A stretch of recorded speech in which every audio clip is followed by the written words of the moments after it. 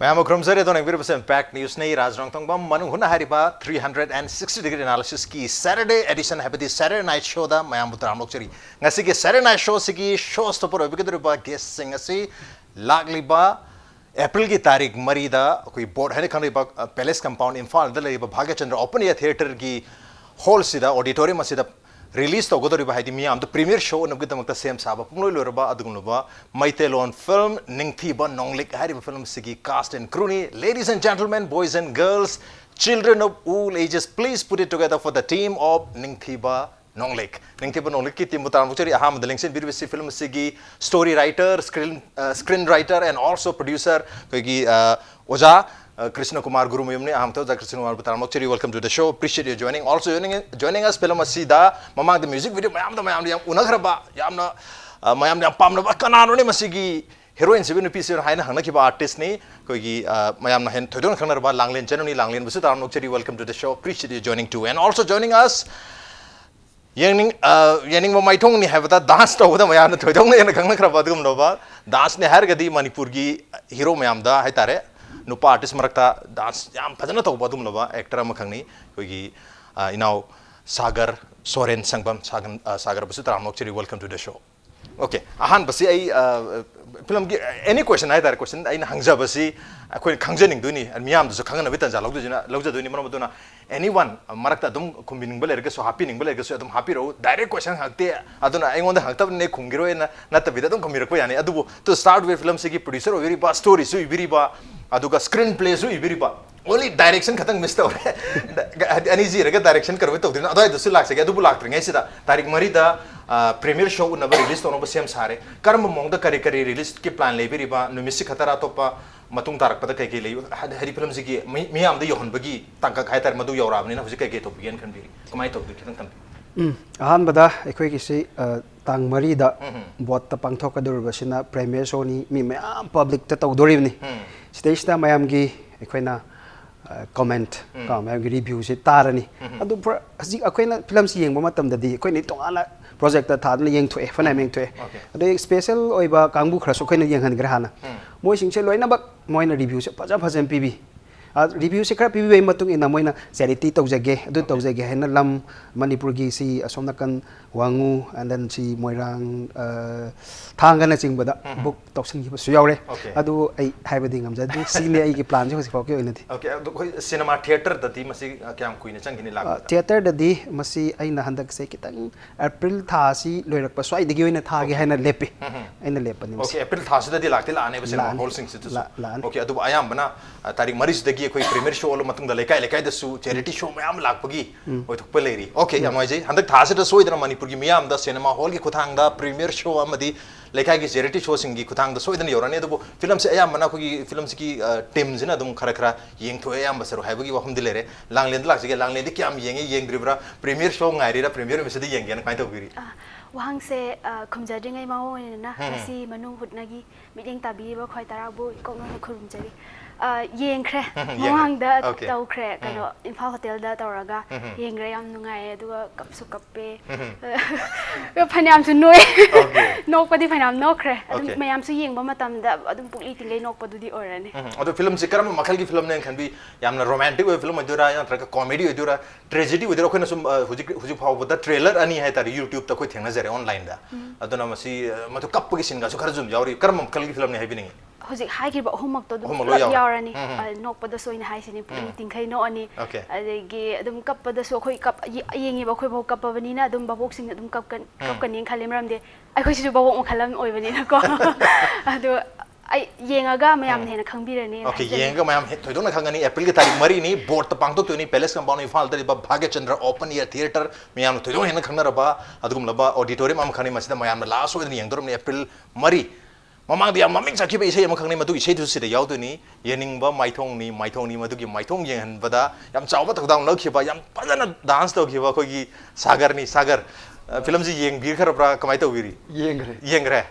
kari happy ningi bir fuji premiere su tok dora bani na as ai gi mo yam nungai ba ado kanona khoi gi Langlen hai badani kapning bus yam yawi ga hai ado isa gi on de kai happy ningi yawi da kapning ba adegi fight kitchen adum loi um punjalle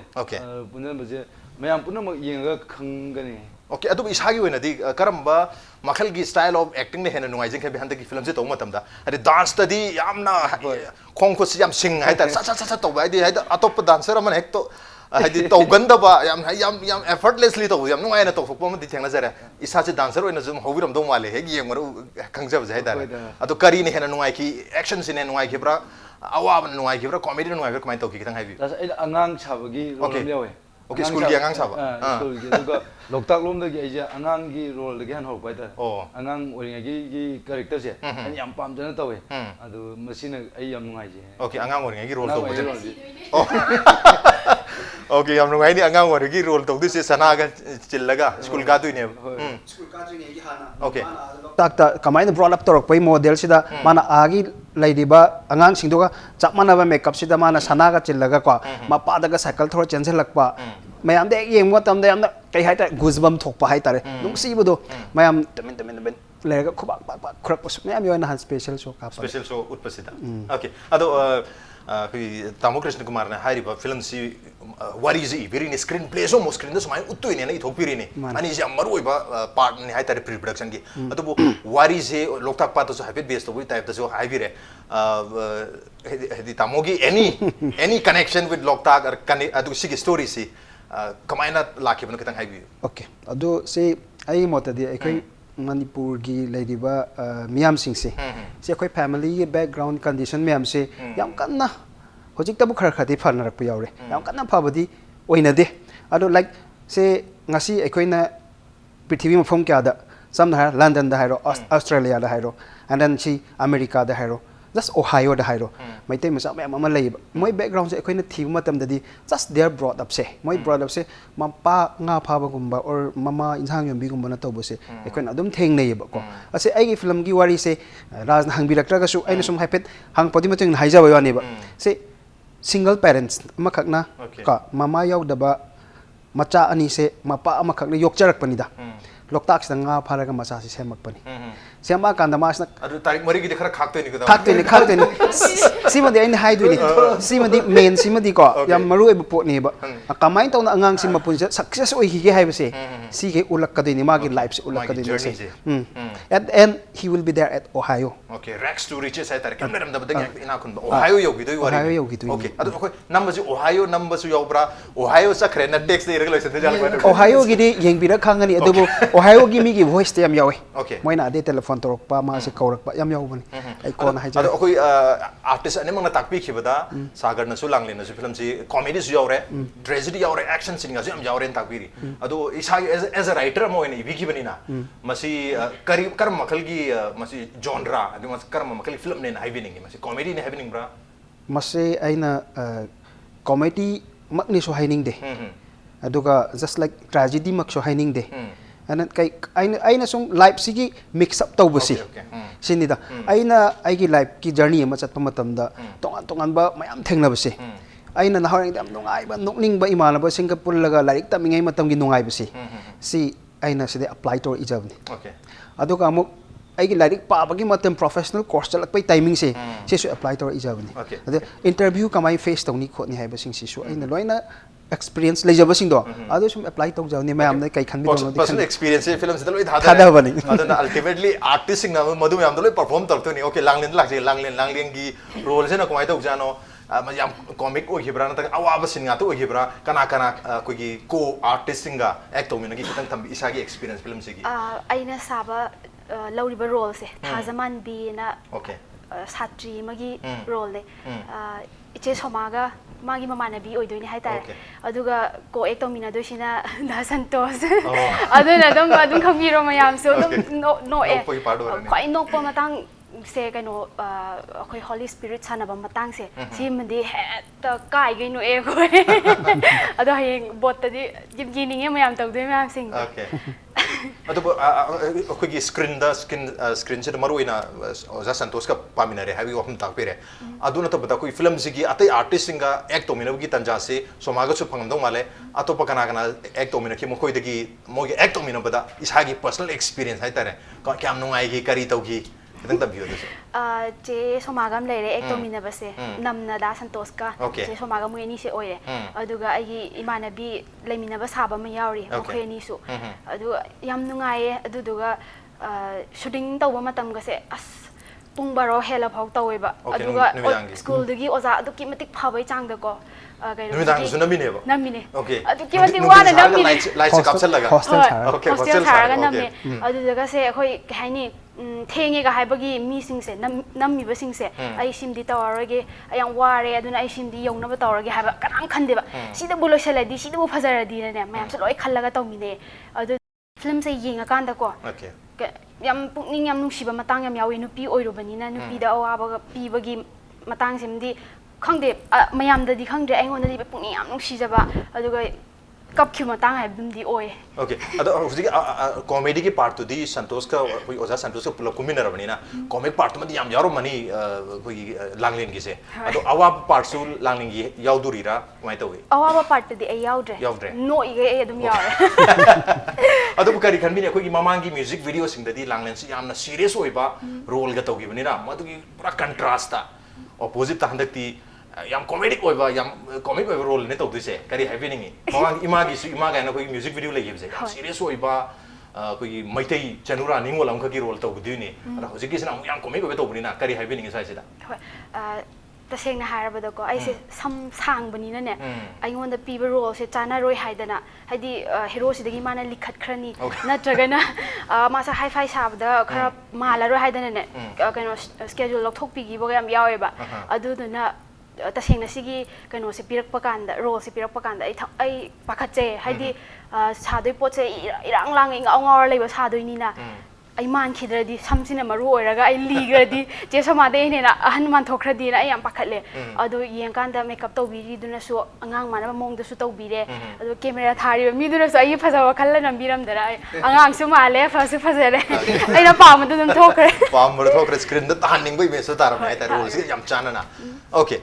Sagar dan laksa Sagar gi role si angang saba su yaure adagi Ohio yo woki stage yaw dani amna chamna horam maga tongan life ki experience yang thena Ohio yogdani sigi story sigi role se ma si suma role se real life ta dum thengna bi bra kamai feel to sigi role se actor matung da asma sigi life si ma si reality da oithok ya roida natra ma si dum oithok ya bazani kari experience to bi sigi film ji tor matung da das ke no ai ka su khangja badi nate ko na ru ba content ke asnu mai ta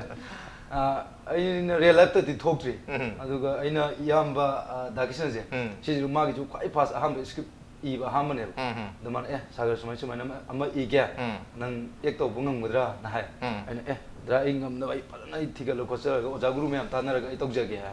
ada ma script ingon de piri pirakan aina padam para kan ai je analyze pan tawre tawkan da oja guru mayam chatlaga oja i sumai angang ju sa ga damni adai ai me soro pa khara ju sa damni adai oi hai keno yo gu taw ga damni khone yam ngai drai ngai si je ke se ke ngai taw dren phase yai tare natural oi na thong lek ai je loktak ta chatle loktak ga chatlaga loktak gi tawri ba mayam je ai loi thiga tana khotana adai nga pha ba adai lang thak ba adai gi hi holaga lang je kumai kai gani adagi hi hola kan da je nga ji kumai lokha kan ko kan ai na practice wan tawre dawra kan da ai yamna piri aham script se ai phadana taw yam nungai na khale ai angang ngori ngai gi tang ka ha ga dra khitang ngasai school gi timing do adai du dati role se khoi ka boni ga ta ji boni sharma film se yauri marui ba cast moina mayam ba saba male khoin promo da thengna jab se to sigi bonding se amag act omina ba se ha ta mamang da act omina ki ba le khir han da kisna han boy bra kari experience le to bi ki da ai yamba ai di oja gum ne da boni ga ek to mina je aham ne as da boni je to ki asuki mat yam phai hai tare ko ek to mina mat sagar nang gi do am ke ma na sumai tok ga jam tak bi ngon da as yam ti nuai ai gi di as kwai aham ne da boni ga sumai ek to jab phang jab se ai yamba da gi da boni da credit se ha pitoni okay credit loi pi khre adu basai se da soma gi jam chaw factor moi duni soma ga sagar ga pa duni mamang da 2018 da music video ne thoki be sai ni the film sit budi am yaw duni yang ning mai thong ni da sang pa na to bai da uning mai thong ni je adu soma ga ko gi pairing to se madun ahan boy bram adu mamang su lekhra bra adu handa ki film jina pairing film da pairing to janda ahan boy bra mai to ai mamang do ma lekhre ai bu hing khro ai bu sikro somaju yam phai okay habi ko ek to mina matam na ꯑꯩꯗꯤ ꯃꯥꯁꯦ ꯃꯤ ꯌꯥꯝꯅ ꯁꯃꯥꯖꯁꯤꯕꯨ ꯅꯨꯡꯉꯥꯏꯕ꯭ꯔꯥꯅꯦ ꯁꯃꯥꯖꯁꯤꯕꯨ ꯑꯦꯛ ꯇꯧꯃꯤꯟꯅꯕ ꯅꯨꯡꯉꯥꯏꯕ꯭ꯔꯥꯅꯦ ꯑꯩꯉꯣꯟꯗꯁꯨ ꯌꯥꯝ ꯍꯪꯉꯦꯕ ꯑꯁ ꯑꯩꯅ ꯀꯥꯏꯗꯅ ꯁꯨꯃꯥꯏꯅ ꯌꯥꯝ ꯊꯤꯅ ꯐꯩꯌꯦꯅ ꯑꯩꯅ ꯍꯥꯏꯌꯦꯕ ꯑꯩꯈꯣꯏ ꯑꯦꯛ ꯇꯧꯃꯤꯟꯅꯕ ꯃꯇꯝꯗ ꯍꯥꯏꯕꯗꯤ ꯑꯩꯉꯣꯟꯗꯀꯣ ꯁꯥꯒꯔ ꯅꯪ ꯇꯩꯗꯣ ꯁꯨꯃꯥꯏꯅ ꯈꯤꯇꯪ ꯍꯥꯞꯆꯜꯂꯛꯑꯣ ꯁꯨꯃꯥꯏꯅ ꯇꯧꯁꯜꯂꯛꯑꯣ ꯐꯖꯅꯕ ꯅꯪ ꯍꯌꯦꯡ ꯀꯦꯃꯦꯔꯥ ꯃꯥꯡꯗ ꯊꯣꯛꯂꯛꯀꯥꯟꯗ ꯅꯪ ꯁꯤꯔꯗꯤ ꯅꯪ ꯅꯨꯡꯉꯥꯏꯖꯍꯧꯔꯣꯏ ꯀꯥꯏ ꯍꯥꯏꯌꯦꯕ ꯑꯩꯉꯣꯟꯗ ꯌꯥꯝ ꯐꯖꯅ ꯇꯥꯛꯄꯤ ꯑꯩꯉꯣꯟꯗꯁꯨ ꯃꯥꯅꯗꯤ ꯑꯩꯈꯣꯏꯗꯒꯤ ꯍꯥꯜꯂꯃꯤꯅꯕ ꯌꯥꯝ ꯐꯖꯅ ꯇꯥꯛꯄꯤ ꯇꯤꯞꯁ ꯃꯌꯥꯝ ꯐꯪꯉꯦ ꯍꯥꯏꯇꯥꯔꯦ ꯑꯣꯀꯦ ꯑꯗꯨꯕꯨ ꯃꯔꯨꯑꯣꯏꯅ ꯉꯁꯥꯏꯒꯤ ꯇꯣꯉꯥꯟ ꯃꯈꯜꯒꯤ ꯑꯦꯛꯇꯤꯡ ꯇꯧꯔꯛꯄꯅꯤꯅ ꯁꯦꯠꯀꯤ ꯑꯋꯥꯕꯒꯤ ꯄꯥꯔꯠ ꯌꯥꯎꯔꯤ ꯅꯨꯡꯉꯥꯏꯕꯒꯤ ꯀꯣꯃꯦꯗꯤꯒꯤ ꯑꯗꯒꯤ ꯁ꯭ꯇ꯭ꯔꯒꯜꯒꯤ ꯑꯗꯨꯝꯕ ꯃꯌꯥꯝ ꯑꯗꯒꯤ ꯑꯦꯛꯁꯟꯒꯤ ꯑꯗꯨꯕꯨ ꯀꯔꯝꯕ ꯃꯈꯜꯒꯤ ꯑꯦꯛꯇꯤꯡ ꯍꯥꯏꯇꯥꯔꯦ ꯃꯗꯨꯗ ꯏꯁꯥꯅ ꯈ꯭ꯋꯥꯏꯗꯒꯤ ꯂꯨꯅ ꯊꯣꯛꯆꯕ ꯍꯥꯏꯒꯗ꯭ꯔꯥ ꯍꯩꯅꯖꯗꯕ ꯍꯥꯏꯒꯗ꯭ꯔꯥ ꯀꯨꯏꯅ ꯆꯪꯕꯁꯦ ꯀꯔꯝꯕ ꯀꯃꯥꯏ ꯍꯥꯏꯕꯤꯅꯤꯡꯉꯤ ꯀꯔꯤꯕ ꯍꯥꯏꯗꯣ ꯐꯖꯕ ꯐꯖꯕ ꯉꯥꯛꯇꯅꯦ ꯑꯗꯨ ꯏꯁꯥꯒꯤ ꯑꯣꯏꯅ ꯈꯤꯇꯪ ꯆꯦꯂꯦꯟꯖꯤꯡ ꯑꯣꯏꯕ ꯍꯥꯏꯇꯥꯔꯦ ꯈꯤꯇꯪ ꯋꯥꯅ ꯊꯣꯛꯄꯁꯦ ꯑꯩꯅ ꯑꯉꯥꯡ ꯁꯥꯈꯤꯕꯁꯦ ꯑꯉꯥꯡ ꯁꯥꯕꯁꯦ ꯈ꯭ꯋꯥꯏ ꯋꯥꯈꯤꯕ ꯑꯉꯥꯡ ꯁꯥꯅꯕ ꯑꯩ ꯍꯧꯖꯤꯛꯃꯛ ꯑꯉꯥꯡ ꯑꯣꯜꯂꯣ ꯍꯥꯏꯕꯗꯤ ꯌꯥꯔꯣꯏꯗꯅ ꯑꯗꯣ ꯑꯉꯥꯡ ꯁꯥꯕꯒꯤ ꯀꯦꯔꯦꯛꯇꯔꯁꯦ ꯑꯩꯉꯣꯟꯗ ꯌꯥꯝ ꯋꯥꯅ ꯍꯥꯏꯕꯗꯤ ꯋꯥꯗ꯭ꯔꯃꯛꯁꯨꯀꯣ ꯑꯩꯅ ꯑꯗꯨ ꯁꯥꯅꯕ ꯑꯉꯥꯡ ꯆꯍꯤ 13-14ꯒꯤ ꯕꯦꯁ ꯑꯗꯨꯃꯥꯏꯅ ꯁꯥꯔꯛꯄ ꯀ꯭ꯂꯥꯁ 9-10 ꯃꯌꯥꯒꯤ ꯑꯗꯨꯃꯥꯏꯅ ꯁꯥꯔꯛꯄꯗ ꯑꯩꯅ ꯀꯃꯥꯏꯅ ꯁꯥꯒꯗꯒꯦ ꯈꯣꯠꯀꯗꯒꯦ ꯍꯥꯏꯕꯁꯦ ꯑꯩ ꯑꯩꯉꯣꯟꯗ ꯈꯤꯇꯪ ꯋꯥꯅ ꯗꯥꯏꯂꯣग ꯉꯥꯡꯕ ꯑꯗꯒꯤ ꯗꯥꯏꯂꯣग ꯉꯥꯡꯕꯁꯦ ꯑꯩꯅ ꯄꯥꯕꯨꯡꯗ ꯀꯃꯥꯏꯅ ꯍꯥꯏꯒꯅꯤ ꯑꯗꯒꯤ ꯑꯩ ꯗꯗꯥꯗ ꯀꯃꯥꯏꯅ ꯍꯥꯏꯒꯅꯤ ꯈꯣꯠꯀꯅꯤꯁꯦ ꯑꯩꯅ ꯐꯖꯅ ꯑꯋꯥꯕ ꯑꯃ ꯑꯣꯏ ꯍꯥꯏꯇꯥꯔꯦ ꯑꯗꯨꯒ ꯑꯩꯈꯣꯏ ꯀꯞꯄꯒꯤ ꯃꯇꯥꯡꯁꯦ ꯍꯥꯏꯇꯥꯔꯦ ꯑꯋꯥꯕꯒꯤ ꯁꯦꯗ ꯄꯥꯔꯠ ꯍꯥꯏꯇꯥꯔꯦ ꯌꯥꯝꯅ ꯇ꯭ꯔꯦꯖꯤꯛ ꯑꯣꯏꯕ ꯄꯥꯔꯠꯁꯤꯗꯤ ꯌꯥꯝ ꯑꯦꯛꯁꯄꯤꯔꯤꯌꯦꯟꯁ ꯂꯩꯔꯝꯗꯧ ꯋꯥꯠꯂꯦ ꯃꯃꯥꯡꯒꯤ ꯑꯩꯕꯨ ꯍꯤꯡꯈꯣꯔꯥ ꯑꯩꯕꯨ ꯁꯤꯈꯣꯔꯥ ꯑꯗꯨ ꯌꯥꯝ ꯇ꯭ꯔꯦꯖꯤꯛ ꯀꯞꯄꯗ ꯂꯣꯏꯈꯤꯕ ꯐꯤꯂꯝꯅꯦ ꯀꯞꯄꯗ ꯍꯧꯔꯒ ꯐꯤꯂꯝ ꯐꯖꯕ ꯑꯗꯨ ꯀꯞꯁꯨ ꯌꯥꯝ ꯀꯞꯈꯤꯕ ꯀꯞꯄꯩꯗꯤ ꯑꯗꯨꯝ ꯑꯦꯛꯁꯄꯤꯔꯤꯌꯦꯟꯁ ꯐꯖꯅ ꯂꯩꯔꯝꯗꯧ ꯃꯥꯜꯂꯦ ꯁꯥꯒꯔꯒꯤ ꯑꯣꯀꯦ ꯑꯗꯨꯕꯨ ꯁ꯭ꯋꯥꯏꯁꯤꯗ ꯑꯩꯕꯨ ꯍꯤꯡꯈ꯭ꯔꯣꯔꯥ ꯑꯩꯕꯨ ꯁꯤꯈ꯭ꯔꯣꯔꯥꯒꯤ ꯋꯥꯔꯤꯁꯦ ꯂꯥꯛꯄ ꯃꯇꯝꯗ ꯁꯤꯒꯤ ꯐꯤꯂꯝꯒꯤ ꯄ꯭ꯔꯣꯗ꯭ꯌꯨꯁꯔꯁꯨ ꯑꯩꯈꯣꯏ ꯇꯥꯃꯣ ꯀ꯭ꯔꯤꯁꯅꯀꯨꯃꯥꯔꯅ ꯑꯗꯨꯝ ꯑꯣꯏꯕꯤꯈ꯭ꯔꯤꯅꯦ ꯑꯗꯨꯒ ꯍꯤꯔꯣꯁꯤꯁꯨ ꯍꯤꯔꯣꯏꯟꯁꯨ ꯁꯣꯃꯥꯒ ꯑꯩꯈꯣꯏ ꯁꯥꯒꯔꯒꯅ ꯑꯗꯨꯝ ꯑꯣꯏꯔꯤꯅꯦ ꯁꯤꯒꯤ ꯀꯣꯝꯕꯣ ꯍꯥꯏꯇꯥꯔꯦ ꯑꯍꯨꯝꯁꯦ ꯄꯦꯌꯔꯤꯡꯁꯦ ꯄꯦꯛꯁꯦ ꯁꯣꯃꯥ ꯁꯥꯒꯔ ꯑꯃꯗꯤ ꯀ꯭ꯔꯤꯁꯅꯀꯨꯃꯥꯔ SSKꯒꯤ ꯁꯤ ꯀꯣꯝꯕꯣꯁꯦ ꯁꯤ ꯂꯛꯀꯤ ꯑꯣꯏ ꯃꯃꯥꯡꯗ ꯍꯤꯠ ꯑꯣꯏꯒꯤ ꯍꯟꯗꯛꯁꯨ ꯁꯣꯏꯗꯅ ꯑꯣꯏꯅꯤ ꯁꯤꯒꯤ ꯁꯨꯃꯥꯏꯅ ꯏꯁꯥꯗ ꯐꯤꯜ ꯇꯧꯕ ꯑꯃ ꯂꯩꯕꯗꯒꯤ ꯇꯧꯕꯤꯕ꯭ꯔꯥ ꯀꯔꯤ ꯍꯥꯏꯕꯤꯅꯤꯡꯉꯤ ꯑꯩꯈꯣꯏ ꯁꯤꯒꯤ ꯀꯣꯝꯕꯣꯁꯦ ꯁꯥꯒꯔ ꯁꯣꯃꯥ ꯑꯗꯨꯅ ꯑꯩꯈꯣꯏ ꯑꯍꯨꯝꯁꯦ ꯂꯛꯀꯤꯗꯤ ꯑꯣꯜꯃꯣꯁ ꯑꯩꯅ ꯍꯥꯏꯗ꯭ꯔꯁꯨ ꯃꯌꯥꯝ ꯂꯣꯏ ꯍꯥꯏꯕꯤ ꯂꯩꯔꯕꯅꯤ ꯆꯥꯅꯩ ꯍꯥꯏꯁꯦ ꯑꯩꯈꯣꯏ ꯑꯍꯨꯝꯁꯦ ꯃꯃꯥꯡꯒꯤ ꯑꯩꯕꯨ ꯍꯤꯡꯈꯣꯔꯥ ꯑꯩꯕꯨ ꯁꯤꯈꯣꯔꯥ ꯇꯧꯕ ꯀꯥꯟꯗꯁꯨ ꯁꯤ ꯁꯣꯃꯥꯁꯦ ꯌꯥꯝ ꯍꯦꯜꯞꯐꯨꯜ ꯑꯣꯏ ꯃꯥꯁꯦ ꯋꯥ ꯉꯥꯡꯅꯕ ꯌꯥꯝ ꯅꯨꯡꯉꯥꯏ ꯍꯥꯏꯕ ꯃꯥꯁꯦ ꯍꯥꯏꯈꯤꯕ ꯋꯥꯁꯦ ꯀꯃꯤꯠꯃꯦꯟꯁꯤꯗꯤ ꯑꯣꯜꯃꯣꯁ 100% ꯃꯥꯗꯤ ꯀꯤꯞ ꯇꯧꯋꯦꯕ ꯗꯥꯀ꯭ꯔꯤꯁꯅ ꯑꯩ ꯊꯦꯡꯉꯔꯣꯏ ꯉꯁꯤꯗꯤ ꯄꯨꯡ 9ꯗ ꯂꯥꯛꯄꯤꯌꯨ ꯄꯨꯡ 12 ꯂꯥꯛꯄꯤꯌꯨ ꯑꯦꯛꯖꯦꯛ ꯇꯧꯔꯒꯅꯦ ꯊꯕꯛꯁꯨ ꯂꯣꯏꯁꯟꯕꯅꯤꯅ ꯑꯩꯗꯤ ꯔꯥꯖꯅꯁꯨ ꯈꯪꯕꯤꯔꯤꯅꯤ ꯃꯃꯥꯡꯒꯤ ꯑꯩꯕꯨ ꯍꯤꯡꯈꯣꯔꯥ ꯑꯩꯕꯨ ꯁꯤꯈꯣꯔꯥꯁꯨ ꯊꯥ 3-4 ꯄꯨꯊꯣꯛꯈꯤꯕꯅꯤ ꯍꯟꯗꯛꯀꯤꯁꯤꯁꯨ ꯑꯩ ꯅꯕꯦꯝꯕꯔꯒꯤ 19ꯗꯩ ꯅꯝꯕ ꯍꯧꯕꯅꯤ ꯑꯗꯨꯒ ꯗꯤꯁꯦꯝꯕꯔ ꯖꯅꯋꯥꯔꯤ ꯐꯦꯕ꯭ꯔꯨꯋꯥꯔꯤ ꯃꯥꯔꯆ ꯌꯧꯗ꯭ꯔꯤ ꯍꯧꯖꯤꯛ ꯊꯥ 4 ꯈꯛꯇꯅꯤ ꯆꯪꯉꯤꯁꯨ ꯍꯟꯗꯛꯀꯤꯁꯨ ꯁꯤ ꯑꯅꯝꯕꯅ ꯁꯥꯒꯔ ꯑꯦꯟ ꯁꯣꯃꯥ ꯑꯣꯏꯕꯒꯤ ꯑꯩꯅ ꯐꯤꯂꯝꯁꯦ ꯉꯝꯖꯕꯩ ꯋꯥꯅꯤ ꯁꯨꯃꯥꯏꯅ ꯄꯨꯊꯣꯛꯄꯁꯦ ꯑꯩꯅ ꯁꯨꯝ ꯇꯥꯕꯗ ꯄ꯭ꯔꯣꯗ꯭ꯌꯨꯁꯔ ꯃꯌꯥꯝꯅ ꯁꯨꯝ ꯗꯤꯔꯦꯛꯇꯔ ꯃꯌꯥꯝ ꯍꯥꯏꯅꯕꯗꯀꯣ ꯐꯤꯂꯝ ꯅꯝꯕꯁꯤ ꯑꯣꯜꯃꯣꯁ ꯆꯍꯤ 4-3 ꯑꯗꯨꯃꯥꯏꯅ ꯆꯪꯉꯤ ꯍꯥꯏꯅꯩꯌꯦꯕ ꯑꯗꯣ ꯑꯩꯅ ꯑꯗꯨꯝ ꯗꯥꯏꯖꯦꯁ ꯇꯧꯋꯤ ꯀꯃꯥꯏꯅ ꯇꯧꯅꯤ ꯁꯨꯃꯥꯏꯅ ꯌꯥꯝ ꯆꯪꯉꯗꯤ ꯑꯁ ꯑꯗꯨꯗꯤ ꯑꯩꯉꯣꯟꯗꯗꯤ ꯌꯥꯔꯣꯏ ꯁꯤ ꯀꯃꯥꯏꯅ ꯇꯧꯅꯤ ꯊꯤꯔꯀꯥꯟꯗ ꯁꯥꯒꯔꯒꯤ ꯇꯦꯂꯦꯟ ꯈꯪꯉꯤ ꯁꯣꯃꯥꯒꯤ ꯇꯦꯂꯦꯟ ꯈꯪꯉꯤ ꯕꯣꯅꯤꯒꯤꯁꯨ ꯈꯪꯉꯤ ꯕꯣꯅꯤꯁꯨ ꯑꯩꯒꯤꯗꯤ ꯀꯖꯤꯟ ꯕ꯭ꯔꯥꯗꯔꯅꯤꯗꯅꯀꯣ ꯑꯗꯨꯅ ꯕꯣꯅꯤ ꯁꯤ ꯁꯨꯃꯥꯏꯅ ꯇꯧꯅꯕ ꯁꯤꯟꯁꯤ ꯈꯣꯠꯁꯤ ꯍꯥꯏꯕꯁꯦ ꯍꯣꯏ ꯍꯥꯏꯔꯒ ꯃꯣꯏ ꯃꯌꯥꯝꯒꯤ ꯍꯦꯜꯞꯁꯤꯅ ꯃꯇꯨꯡ ꯏꯟꯅ ꯌꯥꯝ ꯊꯨꯅ ꯂꯣꯏꯕ ꯉꯝꯃꯤꯅꯤ ꯑꯗ ꯃꯣꯏ ꯀꯣꯝꯕꯣꯁꯤ ꯌꯥꯝ ꯆꯥꯟꯅꯕꯅꯤꯅ ꯑꯩꯅ ꯍꯟꯗꯛꯀꯤꯁꯨ ꯑꯗꯨꯝ ꯆꯥꯟꯅꯅꯤ ꯃꯁꯤꯗ ꯄꯩꯁꯥ ꯊꯥꯗꯅ ꯀꯥꯏ ꯊꯥꯗꯗꯣꯏꯅꯣ ꯍꯥꯏꯅ ꯍꯣꯠꯅꯖꯕꯅꯤ ꯑꯗꯨꯝ ओके मथंग लांगले लाक्सिगे लांगले फिल्म सिगी डायरेक्टर हाइतारे डायरेक्टर से आमना कोई मणिपुरदि नुपा डायरेक्टर नातनी नुपी डायरेक्टर से आमना तांग थोई अदु हंदकी फिल्म सिमदि नुपी डायरेक्टर नि कोई मोरांग थेम निर्मला चनु अदुना नुपी डायरेक्टर ना डायरेक्शन पिरकपा अदु इसागी रोल से याम द्रगसु मेन रोल ओइद्रगसु याम फजन इसागी साइते 100% तोबगी नुंगाइजबा मा हंदकी स्पेशल शो मुटपदसु थेंनारे ताकपिरे करी हैबिंग नुपी डायरेक्टर अमगी मखारा थबक तोमिनरपा इसागी एक्सपीरियंस कितंग तम ꯍꯣꯏ ꯗꯤꯔꯦꯛꯇꯔ ꯑꯌꯥꯝꯕꯁꯦ ꯑꯩꯈꯣꯏ ꯑꯦꯛ ꯇꯧꯗꯣꯏꯅꯤꯅ ꯑꯩꯈꯣꯏꯗ ꯁꯤꯃ ꯐꯖꯅꯤ ꯁꯤꯃ ꯐꯖꯔꯣꯏ ꯍꯥꯏꯕꯁꯦ ꯍꯥꯏꯕꯗ ꯀꯣꯏꯕ ꯅꯠꯇ꯭ꯔꯒ ꯀꯣꯏꯗꯕ ꯂꯩ ꯑꯗꯣ ꯅꯨꯄꯤꯅ ꯑꯣꯏꯕꯁꯤꯅ ꯑꯃꯨꯛ ꯀꯗꯥꯏ ꯐꯥꯎ ꯀꯣꯏꯗꯒꯦ ꯍꯥꯏꯔꯒ ꯃꯅꯨꯡ ꯌꯧꯒꯩ ꯍꯥꯏꯅꯕꯗꯣ ꯌꯥꯏ ꯍꯥꯏꯗꯤ ꯅꯪꯅ ꯁꯤꯗ ꯁꯤ ꯇꯧꯔꯤꯗꯣ ꯁꯤ ꯅꯨꯡꯉꯥꯏꯇꯦ ꯁꯤ ꯑꯣꯟꯊꯣꯔꯛꯑꯣ ꯑꯗꯣ ꯅꯨꯄꯥ ꯑꯃꯗꯗꯤ ꯑꯁ ꯌꯥꯅꯤ ꯃꯥꯏ ꯑꯗꯨꯝ ꯇꯧꯖꯈ꯭ꯔꯅꯤ ꯍꯥꯏꯅ ꯈꯟꯗꯣꯛꯄꯤꯕ ꯑꯗꯣ ꯅꯨꯄꯤ ꯑꯣꯏꯕꯅꯤꯅ ꯌꯥꯝ ꯃꯅꯨꯡ ꯃꯄꯥꯟ ꯐꯥꯎꯅ ꯇꯥꯛꯄꯤꯌꯦ ꯑꯗꯨꯗꯨꯒꯤꯁꯨ ꯃꯊꯛꯇ ꯌꯥꯝ ꯍꯔꯥꯎꯋꯦ ꯑꯩꯉꯣꯟꯗ ꯄꯤꯔꯤꯕ ꯔꯣꯜꯁꯦ ꯑꯩ ꯈꯪꯗꯦ ꯏꯆꯦꯒ ꯗꯗꯥꯒꯗ ꯌꯥꯝ ꯀꯩ ꯍꯥꯏꯗꯣꯏꯅꯣ ꯌꯥꯝ ꯊꯦꯡꯛ ꯌꯨ ꯍꯥꯏꯅꯤꯡꯉꯤ ꯑꯗꯣ ꯂꯥꯡꯅꯤꯡꯒꯤ ꯁꯤꯒꯤ ꯔꯣꯜꯁꯦ ꯂꯥꯛꯅꯕ ꯍꯣꯠꯅꯕꯗ ꯀꯥꯁꯇꯤꯡ ꯍꯥꯏꯇꯥꯔꯦ ꯀꯥꯁꯇꯤꯡꯒꯤ ꯑꯣꯗꯤꯁꯟꯒꯨꯝꯕ ꯇꯧꯈꯤꯕꯖꯥꯠꯂ ꯀꯃꯥꯏꯅ ꯁꯤꯒꯤ ꯔꯣꯜꯁꯦ ꯐꯪꯈꯤꯕ ꯈꯤꯇꯪ ꯍꯥꯏꯕꯤꯌꯨ ꯑꯣꯗꯤꯁꯟꯗꯤ ꯇꯧꯗꯦ ꯁꯤꯁꯦ ꯁꯨꯝꯗꯧꯕꯅꯦ ꯅꯣꯡꯃ ꯑꯩꯈꯣꯏ ꯕꯆꯄꯟ ꯌꯥꯏꯔꯤꯄꯣꯛ ꯑꯃ ꯗꯤꯖꯥꯏꯅꯔ ꯐꯤꯂꯝꯁꯤꯒꯤ ꯗꯤꯖꯥꯏꯅꯔꯁꯦ ꯍꯣꯏ ꯐꯤꯂꯝꯁꯤꯒꯤ ꯀꯣꯁꯇ꯭ꯌꯨꯝ ꯗꯤꯖꯥꯏꯅꯔꯁꯨ ꯑꯣꯏꯔꯤꯁꯦ ꯐꯤꯂꯝꯁꯤꯒꯤ ꯃꯥꯒꯤ ꯃꯅꯥꯛꯇ ꯑꯩꯗꯤ ꯇꯁꯦꯡꯕꯒꯤꯗꯤ ꯌꯥꯏꯐ ꯊꯧꯅꯤꯒꯁꯦ ꯑꯝꯇ ꯌꯥꯎꯍꯧꯕ ꯅꯠꯇꯦꯗ ꯑꯗꯩꯗ ꯅꯨꯃꯤꯠꯁꯦ ꯑꯩꯒꯤꯁꯨ ꯑꯇꯣꯞꯄ ꯁꯣ ꯑꯃꯒꯤ ꯂꯥꯛꯄꯅꯦꯕ dress case ngangna bagi adaida da Sagar sisu da Krishna ga punna lakpa adaida moi su film dugi wari hapet sai ba si tawri ne kholi ne na sanara me ko adu dadi ka khandi khalu de doi tar ko ai wakhala thak lang uba kan dai kai khan ga kan das kano gi ai bu hin khora ai bu si khora do adu gi che soman lori ro do ai lawram di ga he uba kan dai khan gi ba adu ga lak chingi ma mang je sune uning ba mai thoni ma thoi nai je jagoi saram bane ba adu ga adu mai lak sele adu da khangna khre ko sakse pura adu ga khar lai ra kan da Sagar na tawraga ichan Langlen do amta smaina haibi gera khot gera mangon da chana ga dabam leire khotle na damai tawraga da Krishna hoi tanara ga harak pazane adi aina haire adu kamai tawbuno khopno ha kan da nang se satri gumba sadawo male ayam pamjare ba maram dimi nai se lire ga da uraban oraga ai satri do ayam saninge ba ada yare hajaning grosine som da leiramba ate gi pot khase loi cancel tok the adu ga ai satri sara dam ne na adi mama di mature oi ba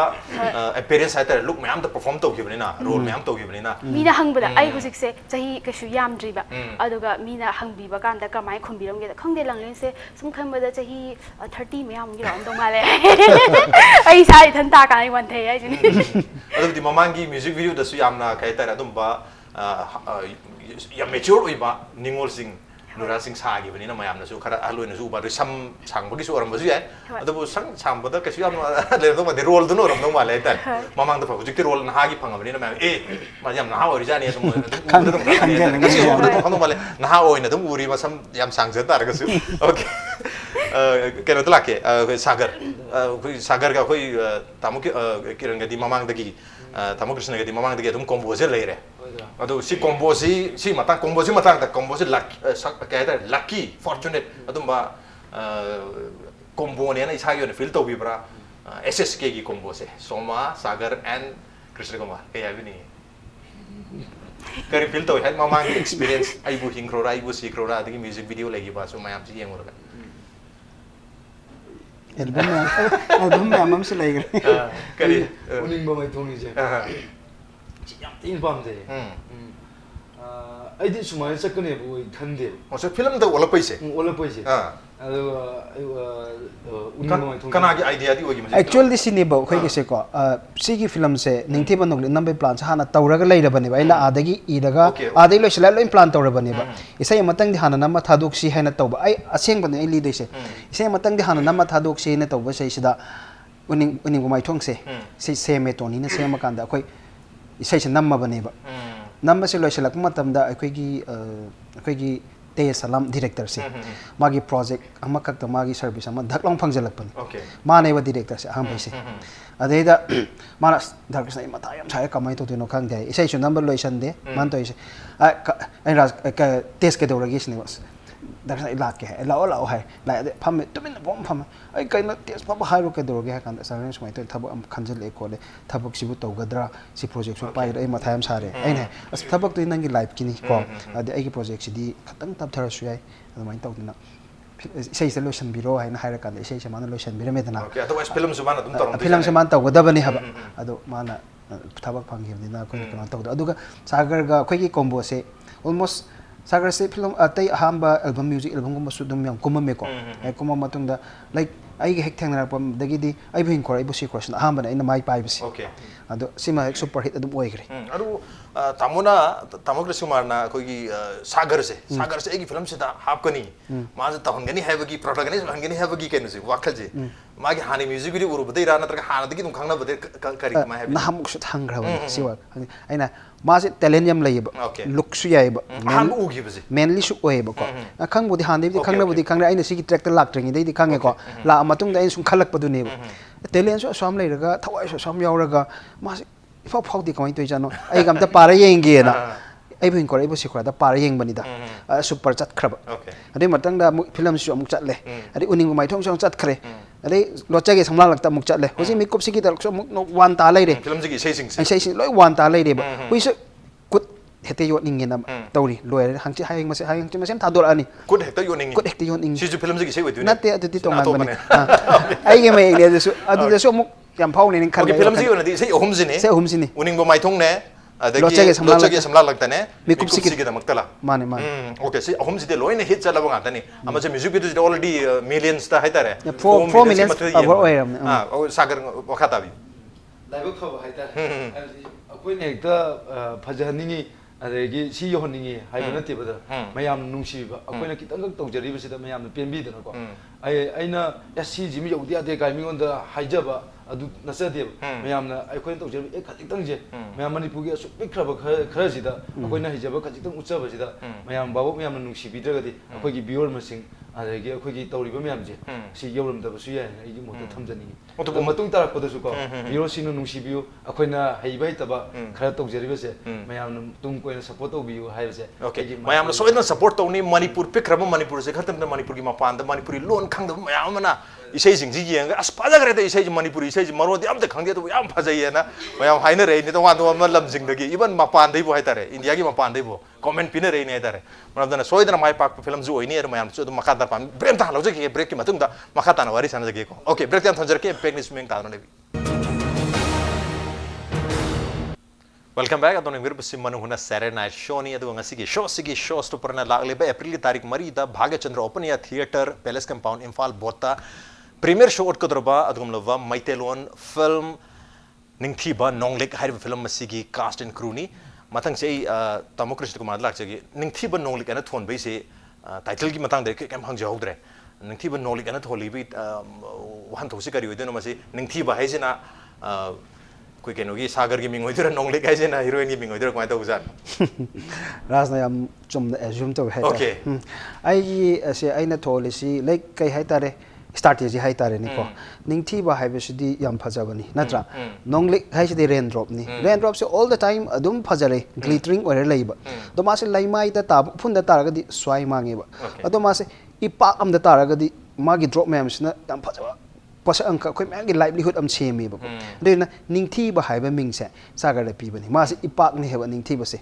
नोंगलिक सिना मागी लाइरिबा lifestyle उदगी कमाइन तोना सागर ला कदगे हाइबदो अदुस उतलिनेबा माना ला अकांदा मा फजाना इपाक ते यावर काना नोंगलिक फजे ओइहिबदो अदुगी मोंगदा थोनबनी ममेसे अखोइना खलुबना नोंगलिक हाजिदी खितांग feminine ओइबा pony अदु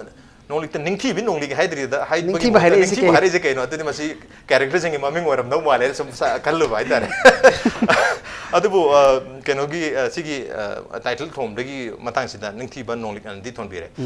अदुबु सि director गी हाइतारे director गी स्वाइसिदा नुपी director ने हाना तेसना music video बितोबम तारगसु film Cidade director नेमला चनन पूरा पाइबिरिनी डायरेक्टर गी दी करी चंट्रीब्यूशन हाइकत्रा करी चेंजेस रेकमेंड तो कमाय तो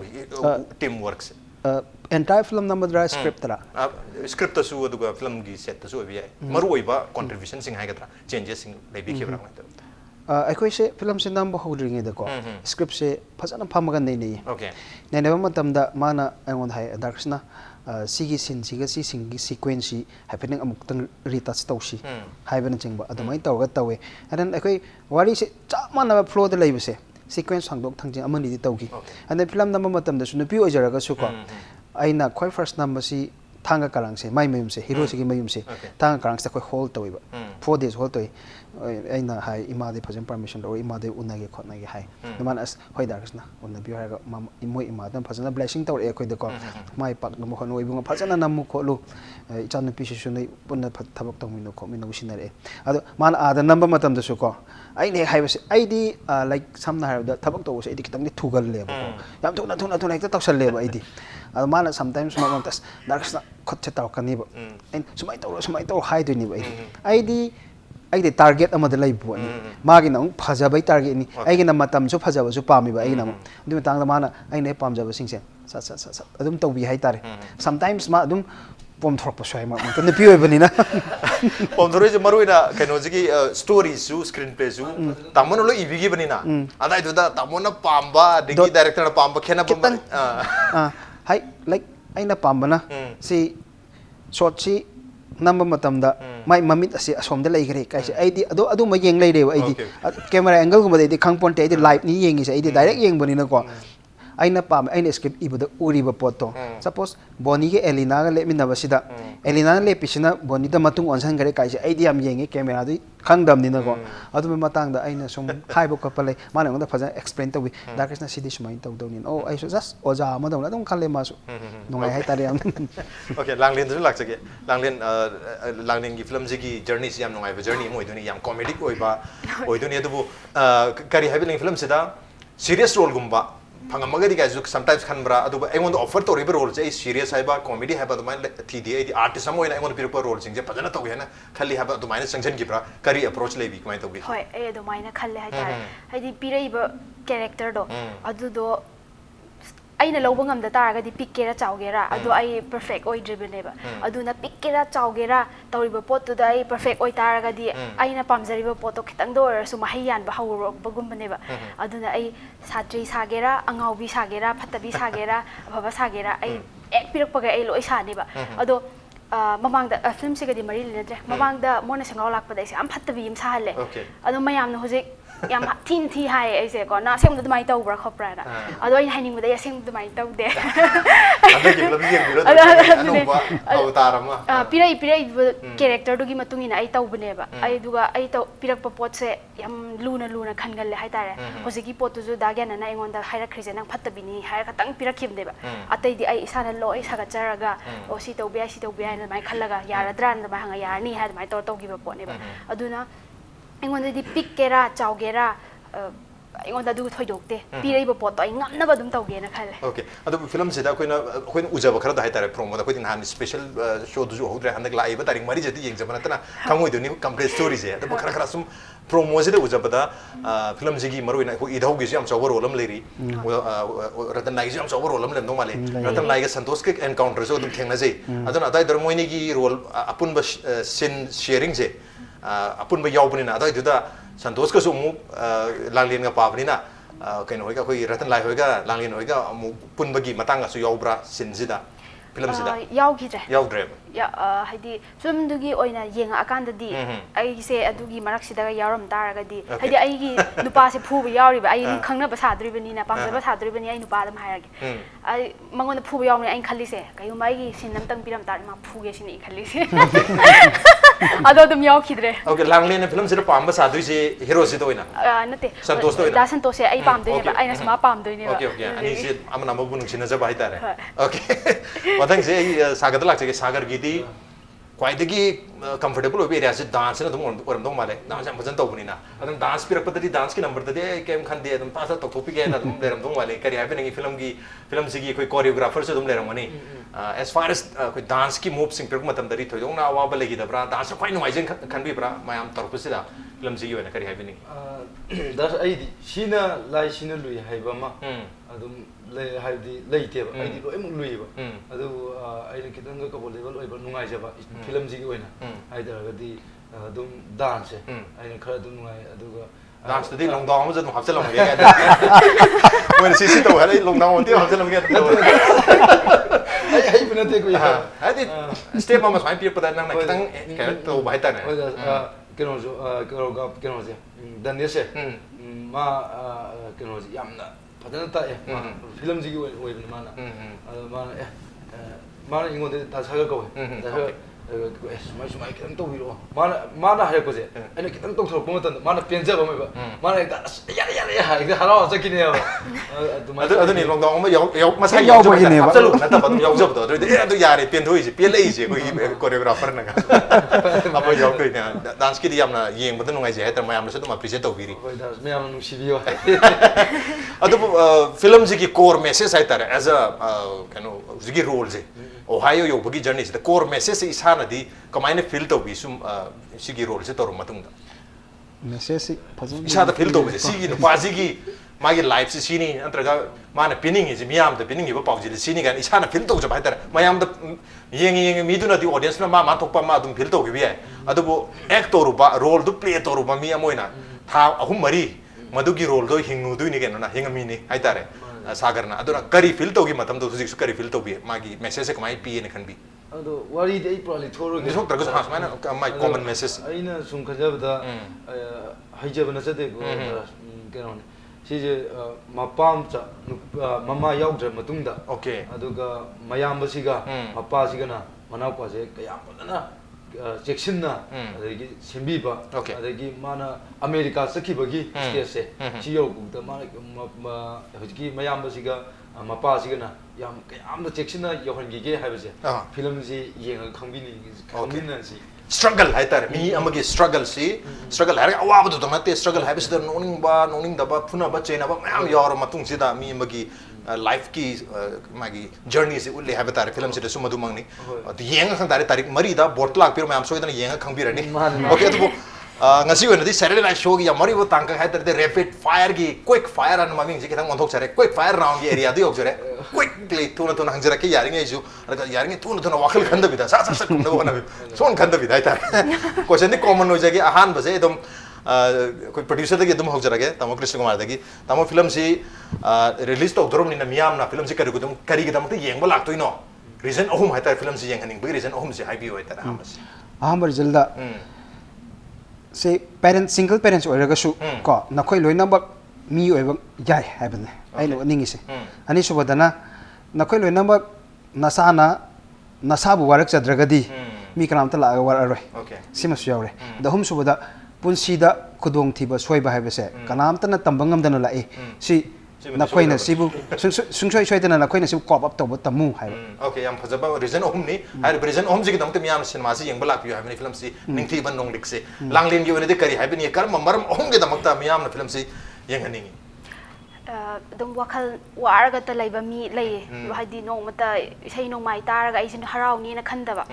अदुगुम्बा मियोइसिंदुदना हेना यंगहनिंगे फिल्म से हाइदि खोइ सददैदा पीबा मेसेज अदुदसु नतना नो इबा मैम सिंगदुदा नोकना मेसेज पीबा पोतो अदु खंगहनिंगे हाइतारे अदु 1 2 3 दारगे से ओके अमा से नो यावरे हाइतारे नोकपा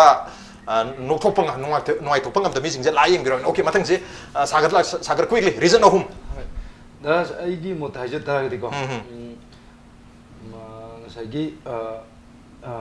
इमुंग मनुंग फैमिली ओने लैबा मसिमना ओहुम जे सिदा करमाइ तोरगा मना को सेमगे हाइबजे सि कमाइ तो येंग सिगे कमाइ तो खंगे मा से अमेरिका चले हाइजे कमाइ तो येंगनी कमाइ तोरगा तो जानो जे यंगहनिंगे कमाइ यो असिम येंगहनिंगे ओके अदुगा नसाइगी यौरे इबा मागी सोमागा खंगरइबगी मतांगसे कमाइ तोर खंगरइनो कमाइ तोर कमाबाइनी नुसिनरइनो अदा कमाइ तोर काइनरइनो बाइजे हाइबजे सिगिसु येंगहनिंगे याम ओके रीजन अमतंग हाइबिरम अदुगा साइगी बाइ थुंगरिजे ओके ओके थुंगना बाइ मरम जो याम यंगहनिंगे ओके अतो आइनी यंगहनिंगे रीजन हाइजे के मागी कोई सागर की डांस याम यंगहनिंगे आइसो हाइनिंगमन ओके मथंग जे कोई मरिक हाइतारे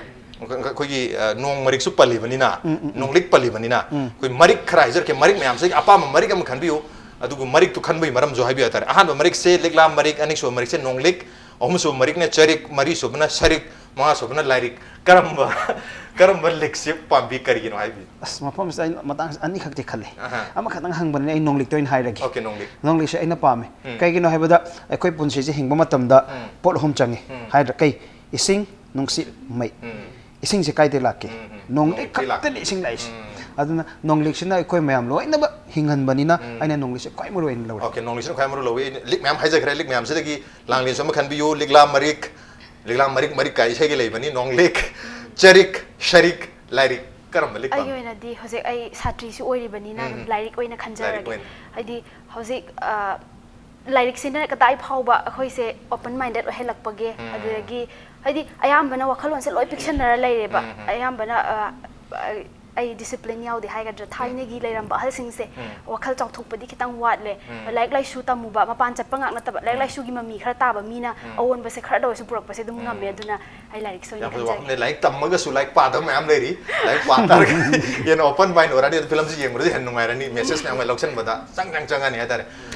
सागर gi ओने करम लिक पांबी लिगला मरिक नोंगलिक चरिक शरिक लाइरिक आई जो से यामना हाइबिगरे ता नोंगलिक से आई जो याम पामजे ओके पामजे बगी मरम हारगदी हुजिकी याम हाइगिदो इसिंग जे याउद्रगदी अखोई यामगा आई हुजि सेना द वारी सनरिजे आई खनाव कंगने लोरे इसिंग थपय अखोई इसिंग लेरी इसिंग पिउरा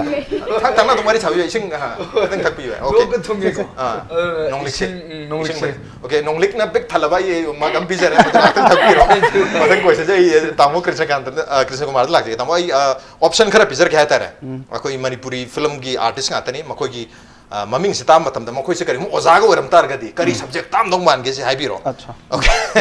अहान बसी अखोई का ओजा रतन लाइसे मसे करी सब्जेक्ट का ताम दोल ओजा को ओरमदी मासा करी कुंबा रतन लाइस नो ओजा को ओइरगदी लुइनी क्वेश्चन से अमे का है करी के ताम अमे का है जरूर अचाना दब सुम हाइनिंग दब दब सुक सुकाई दे अचाना सुका मास बायोलॉजी को बता बायोलॉजी को ताम दोल ओजा रतन अरे ओखोय ओजा ओले ना तारे मानक लाइक ताम तार ओजा को ओरमता दे कई ताक ज्योग्राफी ताक ज्योग्राफी ओके कबुले नौ चाना ताक तार के कई सब्जेक्ट का ताम दोल ओजा अंगांगी लिटरेचर ताक तो ओके ओजा तोल हना ताम तार के करी ओजा दोल मान ताक तारगदी मासो दुम स्टोरी ताक ताबने स्टोरी ता वारी ओके मथंग से लांगलेन लाक्चगे लांगलेन जिंद्रा कोई हीरोइन मैम हाजिर आ गया मणिपुरी फिल्म की माया चौधरी ओजा औरम तार दिकारी सब्जेक्ट ताम दो मान अस डिसिप्लिन की मतंग मथंग मथंग तापिर ओके बिनाता ना ताम तार गदी अदुम इंग तपसे कमाइन तौगनी खुकनी हाबे मरम दोइन लिनरक तौमाल ओके कमला ना ओजा औरम तार गदी कई सब्जेक्ट ताम दो इचे कमला ना ओजा ओइरम तारगदी फैशन की लमदा स्टाइल तौमाल फैशन की ओजा को देविता ना ओजा औरम तार दिकारी सब्जेक्ट को ताम दो मान मणिपुर की मतंग खोई कताई फाउ थौना लेगदबनो हाइबो तालक तौमाल माफानबा ओके मथंग से सागर तलक सागर काइकुन ओजा औरम तार दी हुजपुदी भोट लेपी यम कना ओजा औरम तार दी करी सब्जेक्ट ताम दो मान ai yamadi yam ikai khunjai ko ai oja go mane do yamana oja go em ta romance ki oina ta pi okay अदो कोई जीवनी शर्म ना ताम तार गदी asmadi yo yo ra ta okay ओजा सदारन दाना dasna ओजा औरम तार गदी isai gi maram ta pi to mare okay सही ओजा जुसु दम ओइन ने को ओके अदो बोनेम ना ओजा औरम मदि कई ताक तो मार da bonem na oi ta ga di kitang di luisia ma jo afaba dum tak pi ka ni action को मताम दो ओके मथंग से अदम सागर दे होजरा के मथंग क्वेश्चन से लांगलेन की मरम दा हाइबि रो हेतारे ओजा कृष्ण कुमार गदी ममांग थप याम तो मिन रमनी ना लांगलेन जिना अतोप आर्टिस्ट एक्ट्रेस सिंग दगी डिफरेंट ओइबा यूनिक ओइबा दा स्पेशल ओइबा मरम अमा हाइतारे सुम तो मिन रमनी खांग बजु या करी हाइबिनिंग इशाले नने को any special quality ma inak ta phamena haibi nate ko da ai gi motha di ma yamna phai aduga akhoina keno ma ina mongon da haibje da saga hoi ai la ge ai tawroge adu ngakte ni mai di aduga negative ta haibte yam positive oi bai ta mongon da wa ma haibje hoi da adu ngakte ne legi mana kitang shooting thengjele te pung 12 ama adumai taramani da kitang theni ko mai to shi ke isan khang kan ga dawni okay khang काउ ड्रेसी वाही से ko di khang kan ga dawni khang ka na ko di Hoi, oira ka dabni. haibje ai mongon da dum hai याम positive ओइ हाबजु मदि साइ दगी दम वारी साना बजु खांगरे लांगने से एनी रोल ए दी आर्टिस्ट समन लोइ फजन परफॉर्म तरंगे मचा चौबा कॉमेडी सीरीज केम खाइ दि हाबगी अहम थंबिखरे अदुबो लांगलेन जुम लागसे लांगलेन हनंगा सागरी मरम दो हाबिरो सागर की any different and special quality करी हाबिनि आइगे इबुंग से मा सुंकोई कोई दे कनामता दा Okay. My ngang dong dong ngang thoe adugi su mathakta haidi akhoi da yam hojik ta su haigre kari tawraga akhoi mi oirakani kamai tawgani nupi ga oibani na yam phasana takpi hai tare da krishna gi wangak nate da kaino Sagar da sagar gi wangak nate da krishna gi wangak nate loina mo ai hek thengnari ba sigi film se pun ma khudima loi takpi hai tare Okay. ikha thaboi rasu ithak thongboi rasu taklai ba matam da aina khanbase ai oza gum na loi khalle okay मथंग जे तमग्र सुमा लागसे अम खतंगी हंगजेरो की अनिमकी अमम हाबिर मातर special ओबे unique quality अतोप actress इंदगी डिफरेंट मुझे डिफरेंशिएट तोबा क्वालिटी अमम हाबि हाइतार गदी लांगलेन गिसु सागर गिसु करी हाबिनि से एक्टर खुदिंग मक से आइने थेंगना उदि मोय लोइना बा स्पेशल ओइबा क्वालिटी लो यावे को अदो लांगलेन होय सागर होय दुसु मोय गी तोंगान बि यूनिक ओइबा क्वालिटी दम लई लांगलेन गी आइना यामना पामजाबा amna kaina do she is very confident okay ma yam confident lei pot ama tongnana ba haiba se koine brief macha am tang pire kanda langlena hai petang rehearsal tawri yeng si haiba se mana torok poduna dum nungai ba ma oiba do magi confidence se ayam pele yam nungai thabuk tongina ba helpful su oi adagi Sagar sagar di ai ga se dum thabuk si am tongminar ba ni ko magi specific oiba pot hairaga di thawai yauba ko thabak ama sinaba matamda madu hek loidri bhawa macha ni thakni kauba masidagi hen magi si quality si kanam ta dewa moin khale sum base asuki actor am oiraga su ko si team work oirak pani ne ko aina kai gum darkar am lek matam do kainom khada sagar sim ta I help to bigger hai base okay fulfill adum to birami ba aduna magi थवायो बसे हाइतार थवायो बसे हनबल जन थवायो okay मथंग से लांगलेन दे होजंगे मथंग question से लांगलेन लांगलेन ख्वाइदगी तोयने Yangon बा adum hanjan hanjan yengan bhai tar yam nungai jabi yeng bada adum ba any film natraga music video obi hai karam base khwai to yengan Mami Sami film say am toy ni yeng okay sagar yon di khwai to yeng ba film natraga music video karam no obi music video de sama ke any uning mo mai thong je okay view yam ye sagar num di yeng mo ram do wala okay tamu Krishnakumar lak se tamu gi wana di khwai di to yengan ba music video obi hai natra film obi hai karam habining ko Manipuri gi Manipur gi film da di ai se Mami Sami yam yeng ai Mami Sami se okay mana aduga music video album da di hoji ki locha ge samlang lakta si locha ge yeng ai locha ge samlang se okay si di film ji sei woi film si sei ni okay sei ji dum hanjan ni yeng ai tar penja dre sa gi wara ga ju pendra okay adu ju si view yam si jo koi producer ne yeng ram oram basi okay mathang si si jo hanang sagar de ho jage sagar tonga role mayam to kre any dream film summa ma tawning ga puning da phauja bale birum do male kari lei da cha hai do bi horo producer ju phami ta lo ma thai script irak na ba mayam ju ai bu nung si bi ra ga di do character do mo da bi bi okay yeng bi ba mayam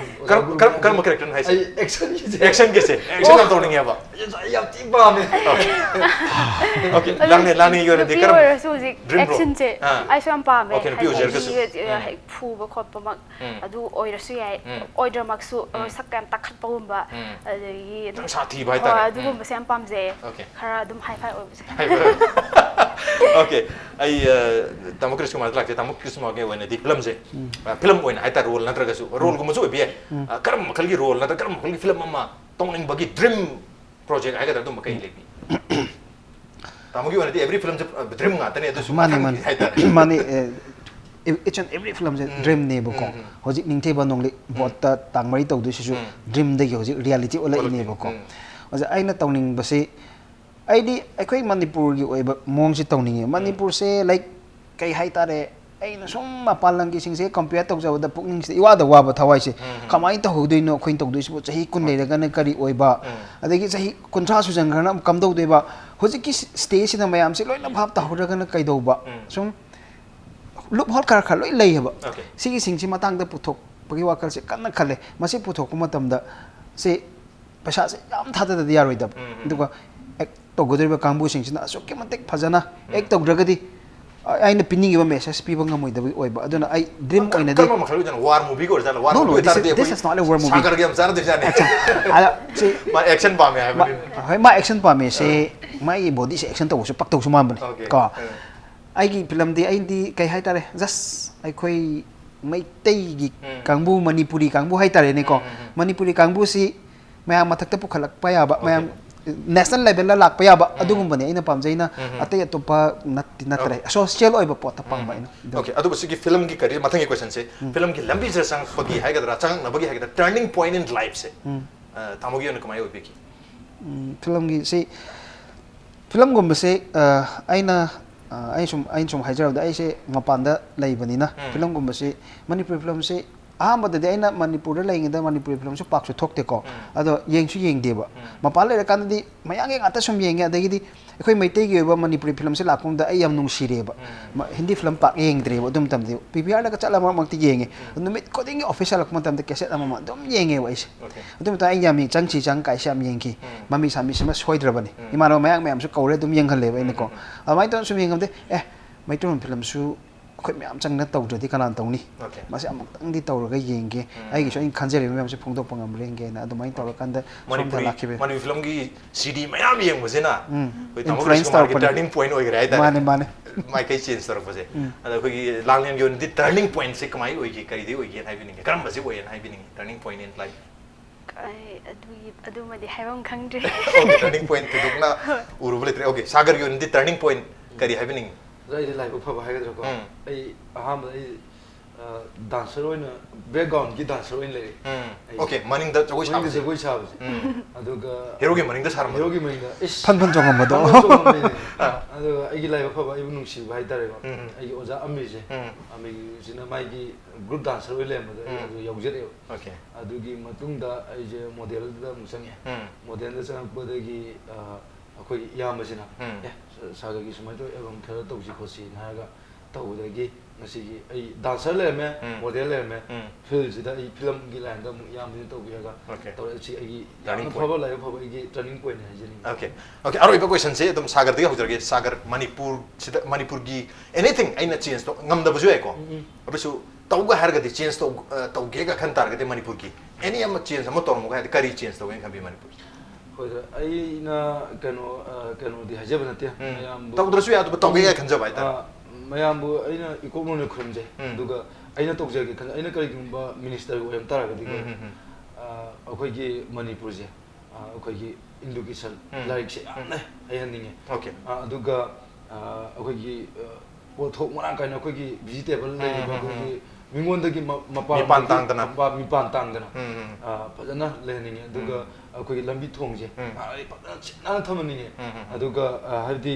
akhoi accident thokui chang yam henkatlije lambi thongji na fazana thambi ta khara phagadra khale aduga corruption tawrise ai chatina yam ai simdi muthalani ni senga habda adi laiti fazana hijaraga habdi paisa di lejadaba magi tokjaninga mayam je tawba phangdaba je masi ai corruption aina kariguma minister go hamta gadi aina makok thongba okay choba mi mo hamta gadi ai badum di ai tawge na khale okay tongni ngathani manipur sida di okay langle da su lakje ge langing go ina su go anything manipur sida sim tang di change torong ge ga taw ngam tar gadi ko kari torong ning khale mayam di legre do hana tawning base aina jagoi isai se pamu barna ra akhoi manipur su saktak pase sina su oibanina sanna baga sigumba art and culture gi thabak se ai yamna chokhat haninge adu bagi hana paige na khale ho adu haraga adu mang paine adi leitir ko adu ga amarom da akhoi thabak wanga tawraga moine hena nungai na leibai mongdam leiba khogi samna habada waisit pa mi amaje sine na thabak wana suri ne ba amarom da yum sari ba kholi basing se mokhoi ni hena wana thabak suri ne ba adu paisa di phangbadi moine hena ta na phange respect su yam handana ubi bodo adu oiba adu na taba adugi culture adu chatna bi do sumpam pam de ba ai oina de sweeper oiriba mido adu dane hena respect bi ba adu dane hena samna da tolop bi hai dare adu gum da pam je equality por no hona ba ji khenari je adu haina ba lei hard work sina success oina bagi mai pa na bagi yam hona ba kan ba jena mai pa na bagi maram ne hai adu bo hona ba kan ba thabyam kan ba mi mayam ji di amata adi wana loi leiri se di thaba kwayam suba mi dona uji ta piri doni thaba kwai suba sina adi thaba chura yam kan hona raga nuai ni hai ba du nuai ta ba dum lei hai da okay madu ki photo le ndi manani hai ne do ai Tamokras ko madla sige tamok Manipur go na change to birung ge khan target amma kha change to birung kai to birung ge khat khatang ka amma khatang hai aina khanja ba Manipur entire Manipur gi high rege sai matang sta koi urban area da leibin urban area gi high rege ai koi Manipur se ko commercially chawkhat le haina mayam sna pangai da hai bu ko dukan di sai ko like kai hai tare mall gi type to so ma cham sa adun sai parking systems amatta su leiti ba bazar sa da gari ma khamna ba hotna ba da so ke mate wa gre ba ko chin bani na injan mamutang gari do khet tabai wasu laite ko aduna aina haijaning budi ko mayam sida or authority sing da so haijaning hai authority so please parking hana thamaba matung da shopping complex habiu ko basement thamba yadre khoi sing thonggan bani na dira sumoina parking space ma phajana thambiyo ba bazar si khoi pauna bazar si khoi angaw indi kom chatlamini hoji gari amadagi hena chatpa yade one way oiraga su dum yade ba aduna parking si masing katang ai request tawjeningi parking le helingi sam na leitri se adu masi improve tohning okay yam matam su punglo loikra du losel pha tentak na film se tarik mari da board ta release to durmina miyam da apelam tang message tang kari haibeningi film si mari le na NINGTHIBA NONGLIK okay please all the viewers ka cinema yeng bi ba pambi ba Manipuri cinema yeng ba pambi ba myoi khuding mak ai khoi gi NINGTHIBA NONGLIK haribe film ase tang mari April da Bhagachandra Open Air Theater da soidal makki premiere ucharagani sida mayamna nungai na yeng bibala u mayamna yam pambi de sei uning ba mai thong ni haina sagar ga somaga na phan chong bodu phajana yaubuni sim ta di yeng balak piu haina haijaning aduga message khara su lobiu na okay matang se langlen kari happening ai hai ga dawdi loi da Krishna da hai do khra poni adum April gi tang mari sidai da soi da na yeng balak piu hai ba hi ta ba khoina tawjari ba khara do support taw biu masung nungsi biu hai jai langlen gi comic acting mayam su yeng biu ai tare matang se sagar kari happening mayam da lagliba April gi date 4 sida mayam su soi da na mayam no open air theater board hai na khanari ba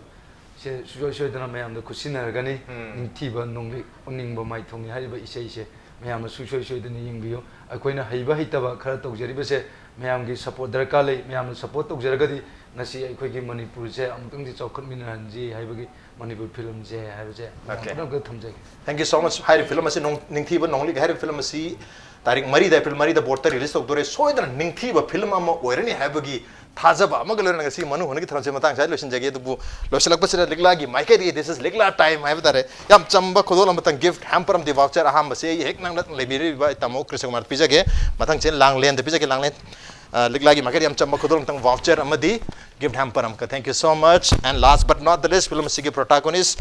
uning maithong ni uning drum dole ba koi gi Sagar gi maithong ni Sagar thank you so much ligla gi maike yam chamba gift hamper am voucher okay aroi base the film se soidana super duper oi yam nong ai film mo oireson habagi wisi pizza ga amukhana tha jo phunchori thank you so much masin ngasi gi manu huna ser nai show gi tharam ngasi gi edition se karam to bibuge ko dekan virpu ya gani koi mail id impacttvnews@gmail.com natraga ko gi Facebook page www.facebook.com/impacttvmanipur da join to biraga comment am the feedback tha virpu ya gani well ladies and gentlemen thank you so much for joining us from the other side of the screen